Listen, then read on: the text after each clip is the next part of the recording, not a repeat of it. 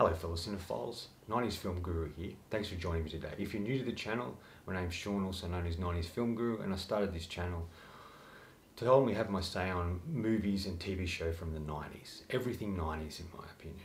So thanks for being here. Today I'm going to be reviewing Naked Gun 33 1/3, the third film in the Naked Gun series. Leslie Nielsen once again returns as Frank Drebin of Police Squad. This time it finds him retired and not knowing what to do with himself, but he's only brought back in when a particular killer is on the loose. A terrorist plot is unfolding that they need his help once more.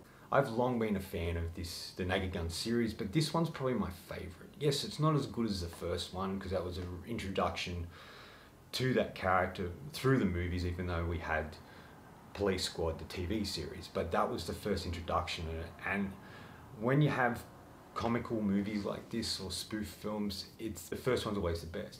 But there's just something about this third one. There's so many great moments in it. It's very funny. Anna Nicole Smith first appears. You've got some great characters and some fun moments, and there's sort of this Hollywood element to it where they ultimately have to end up at the Oscars, where there's a supposed bomb at the Oscars that they have to stop before it explodes. I thought that was really fun. There's so many great sequences, but before I get into that, I want to talk a little bit about the history of the film. It came out in 1994. Peter Siegel took on directing duties of this, where David Zucker had done the previous films, and this had been the first one that David Zucker didn't ultimately direct, but was involved in the writing process. Just a silly, over-the-top, entertaining film that was scary movie before scary movie. And I've always really loved these movies. This one in particular, just because there's so many funny things in it, where he has to go and get some information from Anna Nicole Smith's character, who he thinks works at a hospital or works for a doctor's office, and ultimately turns out to be a sperm bank. All the sequences in this are hilarious. And just where he has to keep doing this over and over and over again to get the information is just absolutely wonderful and just really makes me laugh. There's also smaller sequences, where he goes shopping and he can't get the trolley apart, so he tries to, cut it with an oxytorch, and then he can't get a bag open, so he's trying to wrap it up, and then when he's feeling for melons, you can tell what happens from there.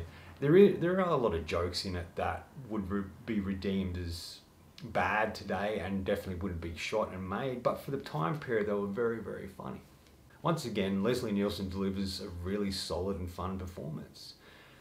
They always talked about how he got typecast in comedy, but comedy is what he wanted to do. He was happy to do it.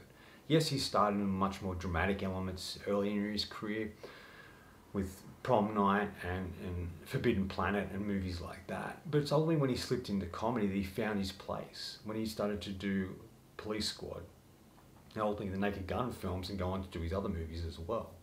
He really found his niche. He really found the place he belonged, and he really loved doing comedy and felt happy that he was pigeonholed doing these sort of roles. Drebin's kind of like a clown or a court jester. He's just never quite aware of things or doesn't quite get what people are talking about. But that adds for a lot of humour. I don't think he's stupid. I just think that he doesn't think a lot of times. He acts in that, and that's the point of it. I'm not going to look at him as Frank Drebin as a dramatic character, because he's not. He's over the top and silly, and that's the point of him. But I don't think that character is stupid. He just finds himself in situations that his way of thinking is completely different to the other person, or he's talking about one thing and they're talking about another, or something's going on in the background, which is classic sort of Naked Gun humour.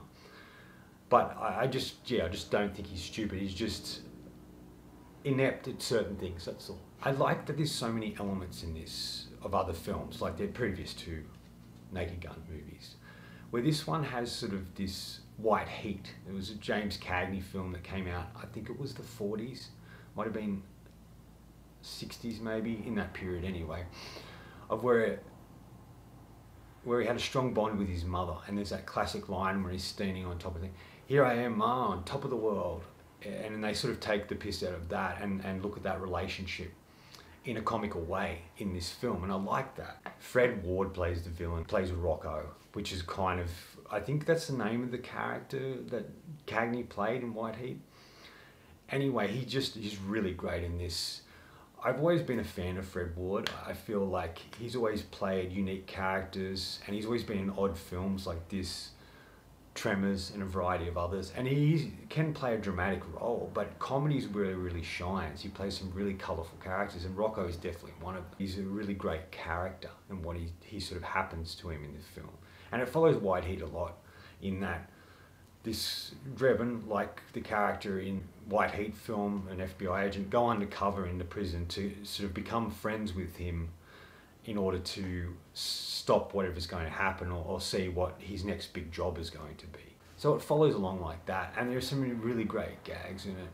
I think Anna Nicole Smith is really good in it. A lot of people thought she was crap. I thought she suited the role, playing sort of a femme fatale, Rocco's girlfriend, and just what she does in the film is very funny. There is one joke towards the end that will make people a bit upset, I guess, today, but I still found it funny. The film wasn't very well received, and I guess when you get to the third film in a sort of quote-unquote trilogy of spoof films, it's usually the one that lacks the most because they feel like they run out of ideas.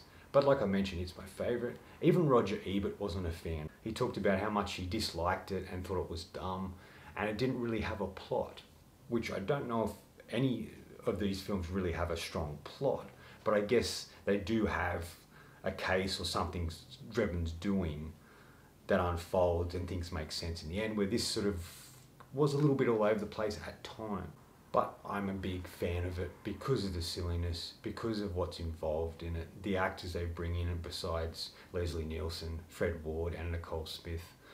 And I just kind of am really attached and drawn to this in so many ways, and I find it a lot funnier than the previous two movies. In the end, no one does slapstick comedy quite like Leslie Nielsen. He was proficient at it. He did so many things in his comedy career that were great, and he knew how to be very funny and deliver a straight line but still be very funny. He used to have what they call a fart machine. So a little device you press and make a fart sound. That was his signature thing. He would use it in movies. He would go into elevators and press it and do a lot of funny things with it. And that was his signature prop that he used to use in the films.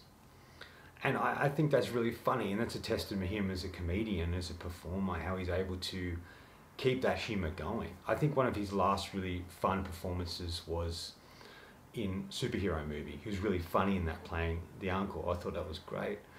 After The Naked Guns, his next lot of films besides Dracula Dead and Loving It weren't great. I must be honest.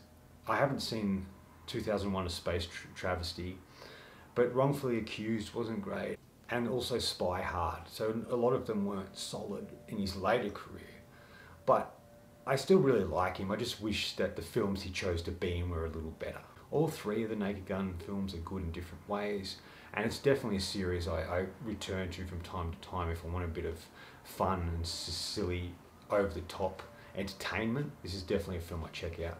In the end, a lot of spoof films, I think these days aren't great, that they've missed the point of them. You know, the Naked Guns are great, the Airplane ones are great, Top Secret's great with Val Kilmer, really funny.